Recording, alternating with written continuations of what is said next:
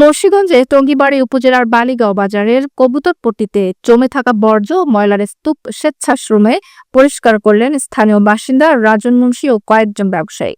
শনিবার সকাল ৮টা থেকে বিকেল ৪টা পর্যন্ত চলে এই পরিষ্কার কার্যক্রম। ময়লা সরিয়ে সেখানে ব্লিচিং পাউডার ছিটানো হয় এবং ভবিষ্যতে সেখানে ময়লা না ফেলতে বা প্রস্রাব না করতে সতর্কতামূলক পোস্টার টানানো হয়। জানা যায়, দীর্ঘদিন ধরে বাজার কমিটির উদ্যোগ না থাকায় রাজন মুন্সি ব্যক্তিগত উদ্যোগে কিছু ব্যবসায়ীকে নিয়ে এই কাজ শুরু করেন।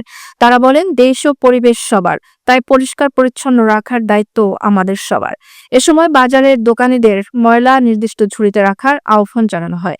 ভবিষ্যতে এ ধরনের উদ্যোগ চালিয়ে যাওয়ার ঘোষণা দেন রাজন মুন্সি ও তার সহকর্মীরা। এই যে জায়গাটা অনেকদিন যাবত ময়লা প্রস্রাব অনেক অনেক আবিজাবি এই জায়গায় ছিল। লোকজন আসলে গন্ধে কেউ ওই জায়গায় দাঁড়াতে পারতো না। তাই আমি দোকানদার মিললে একটা উদ্যোগ নিলাম যে এই জায়গাটা পরিষ্কার করা উচিত। এই কারণে আমরা সবাই মিললাম এই জায়গাটা পরিষ্কার করছি। আর যারা বালিকার আছেন তারা বিশেষ করে এরকম টুকটাক টুকটাক ২-৪টা উদ্যোগ নেন।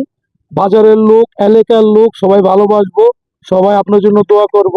সবাই মিল্লা এটা পরিষ্কার করানো করতে চাই এবং যাতে সুন্দর হয়, এটি আমাদের কর্তব্য এবং আমরা সবার সহযোগিতা চাই।